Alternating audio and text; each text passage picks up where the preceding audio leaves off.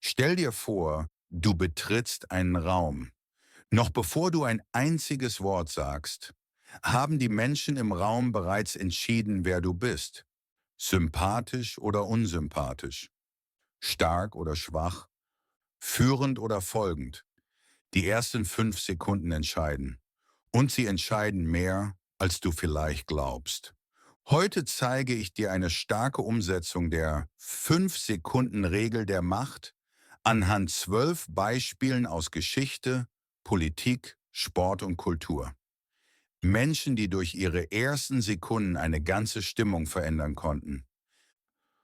Und wir beginnen mit einem der größten Redner unserer Zeit, Barack Obama. Stell dir eine seiner Reden vor. Noch bevor er zu sprechen beginnt, läuft er ruhig auf die Bühne. Sein Gang ist gleichmäßig, nicht zu schnell, nicht zu langsam. Sein Blick direkt ins Publikum, ohne Hast, ohne Unsicherheit. In diesen 5 Sekunden baut er Vertrauen auf. Das Publikum spürt, dieser Mann hat Kontrolle, er hat Ruhe, er weiß, wohin er geht. Das kannst du in deinem Alltag nutzen. Wenn du einen Raum betrittst, bei einem Vorstellungsgespräch, einer Familienfeier oder einem Date, mach es wie Obama. Lauf nicht gehetzt hinein, sondern setze jeden Schritt bewusst.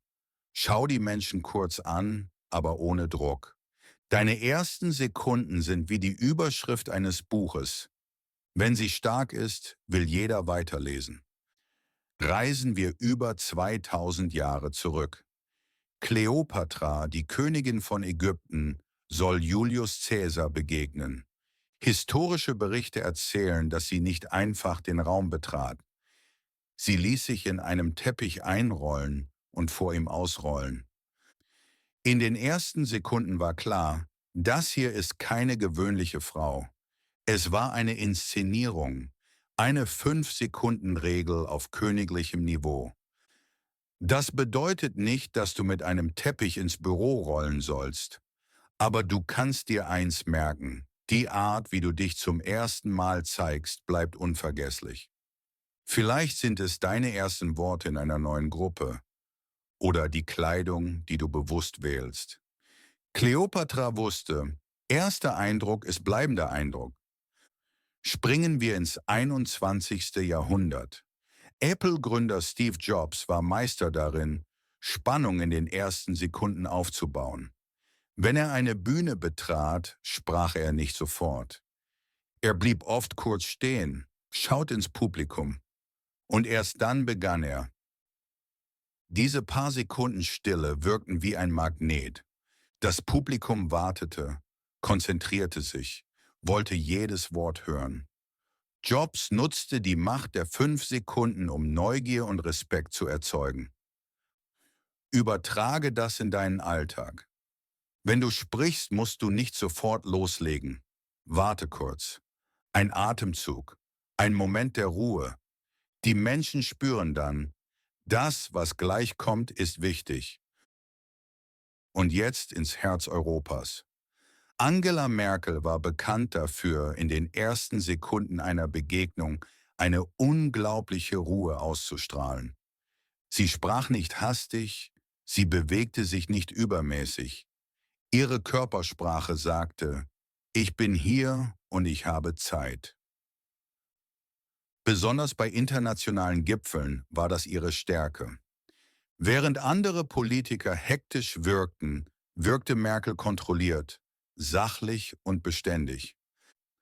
Das kannst du im Alltag einsetzen, wenn du Respekt willst, ohne laut zu sein. Setze dich ruhig hin, nimm dir Zeit und lass den anderen spüren, du bist nicht in Eile. Diese Gelassenheit ist oft beeindruckender als jede große Geste. Bis hierhin hast du gesehen, ein Präsident, eine Königin, ein Tech-Revolutionär und eine Kanzlerin. Alle ganz unterschiedlich, aber sie haben eines gemeinsam. Ihre ersten 5 Sekunden haben mehr gesagt als 1000 Worte. Und nun kommen wir zu der Queen of Talk. Stell dir vor, Oprah Winfrey betritt eine Bühne. Sie läuft nicht wie ein Star, der über anderen steht. Sie läuft wie eine Freundin, die du schon lange kennst.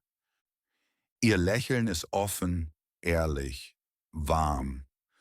Noch bevor sie ein Wort sagt, fühlst du dich, als würdest du ihr vertrauen.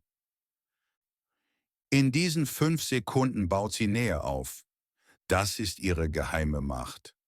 Wärme statt Distanz. Im Alltag kannst du das genauso nutzen. Wenn du jemanden zum ersten Mal triffst, im Job oder privat, entscheide dich bewusst für Offenheit. Ein kurzer Blickkontakt, ein echtes Lächeln. Manchmal ist Nähe die stärkste Form von Macht. Jetzt gehen wir ins frühe 19. Jahrhundert. Napoleon Bonaparte, der kleine Mann mit der großen Ausstrahlung. Wenn er vor seine Soldaten trat, sprach er nicht sofort. Er ließ seinen Blick über die Reihen gleiten. Die Männer fühlten, er sieht uns. Er führt uns. In 5 Sekunden war Loyalität geschaffen. Das war kein Zufall. Napoleon verstand, dass Präsenz mehr zählt als Größe. Er wusste, wenn du in den ersten Sekunden Stärke zeigst, folgt dir eine Armee. Übertragen wir das in dein Leben. Auch wenn du vielleicht körperlich nicht der Größte bist. Dein Blick, deine Haltung, deine Stimme können größer wirken als du selbst. Ein anderes Spielfeld, ein anderes Zeitalter, aber dieselbe Regel. Cristiano Ronaldo läuft aufs Spielfeld. Bevor der Ball überhaupt rollt, zeigt er es in seinen ersten Sekunden. Den Kopf hoch, den Körper gespannt, die Brust nach vorne. Die Zuschauer spüren, er ist hier, um zu gewinnen. Die Gegner spüren, er ist bereit, alles zu geben. Das ist die 5-Sekunden-Regel des Sports. Nicht erst beim Tor, nicht erst beim Jubel, sondern in dem Moment, wo du den Platz betrittst. Auch du hast deine Spielfelder. Ein Bewerbungsgespräch, eine Präsentation oder ein Date. Deine Körpersprache in den ersten Sekunden sagt, ich bin hier und ich bin bereit. Und nun einer der größten Versöhner der Geschichte, Nelson Mandela. Nach 27 Jahren Gefängnis trat er vor die Welt. Seine ersten Sekunden waren nicht voller Wut oder Hass. Sie waren voller Ruhe, Würde und Gelassenheit.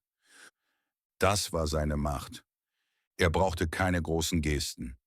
Allein die Art, wie er stand, wie er die Menschen ansah, erzeugte Respekt.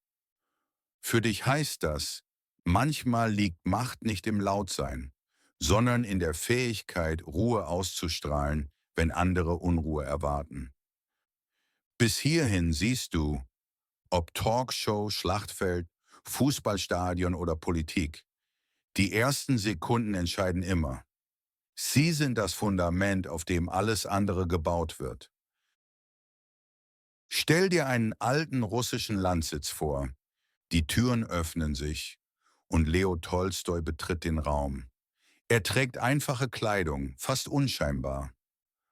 Doch sofort verändert sich die Stimmung. Seine Augen blicken tief, als könnten sie in deine Seele sehen. Seine Haltung ist aufrecht, seine Bewegungen ruhig. Er muss nichts sagen. Allein durch seine Anwesenheit spürst du, hier steht ein Mensch, der Wahrheit sucht und der sie auch ausstrahlt. Die 5 Sekunden seiner Stille waren oft mächtiger als 1000 Worte. Sein Haar zerzaust, sein Blick freundlich, manchmal fast zerstreut. Und doch, wenn er einen Raum betrat, blieb es nicht unbemerkt. Albert Einstein. Einstein zeigte, dass Macht in Authentizität liegen kann. Die ersten Sekunden sagten, ich spiele keine Rolle, ich bin, wie ich bin. Das wirkte stärker als jede Inszenierung. Denn Menschen respektieren nicht nur Genialität, sie respektieren Echtheit. Für dich bedeutet das, auch wenn du nicht perfekt wirken willst, zeige dich so, wie du bist. Echte Präsenz entsteht nicht durch Masken.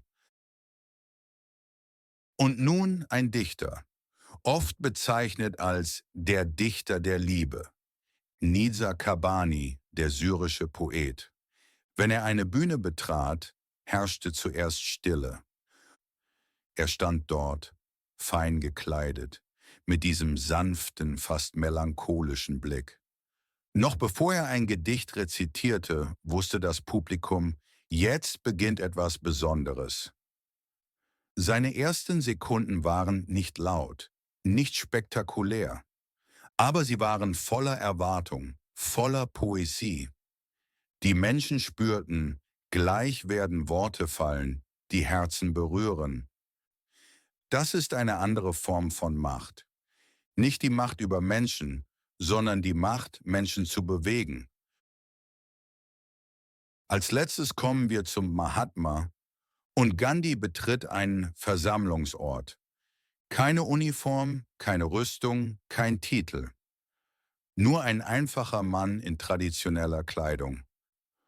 Doch in diesen ersten Sekunden geschieht etwas. Die Menschen spüren eine innere Ruhe, eine Kraft, die nicht laut ist. Eine Autorität, die nicht von Waffen, sondern von Überzeugung kommt. Gandhi zeigte, die 5-Sekunden-Regel funktioniert auch in völliger Einfachheit. Nicht der Lärm macht Eindruck, sondern die stille Klarheit. Damit haben wir 12 Persönlichkeiten gesehen. Von Politikern über Sportler bis zu Dichtern. Und doch verbindet sie alle dasselbe. In den ersten 5 Sekunden erschaffen sie ein Bild, das bleibt. Die 5-Sekunden-Regel ist keine Theorie. Sie ist eine Macht, die seit Jahrhunderten funktioniert. Wenn du diese 12 Beispiele anschaust, merkst du, die 5-Sekunden-Regel ist universell.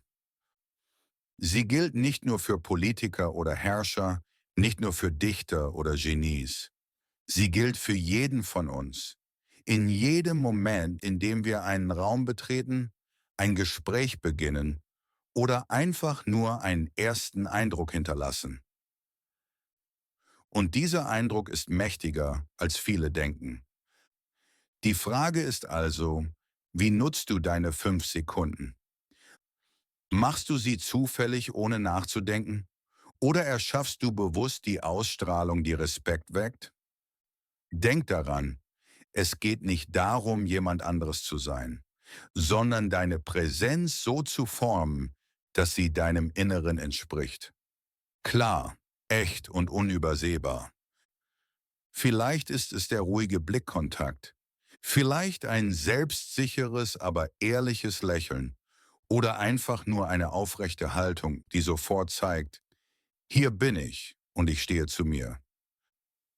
Denn wenn Menschen in den ersten 5 Sekunden spüren, dass du in dir selbst ruhst, dann hast du mehr Macht, als Worte je ausdrücken könnten. Wenn dir dieses Video gefallen hat, dann zeig es mir mit einem Daumen nach oben. Abonniere den Kanal, damit du keine weiteren Folgen der Serie Gefährliche Psychotricks verpasst. Und schreib in die Kommentare, welche der 12 Persönlichkeiten hat dich am meisten inspiriert? Deine Antwort könnte vielleicht schon den ersten Eindruck formen, den anderen von dir haben. In genau diesen 5 Sekunden.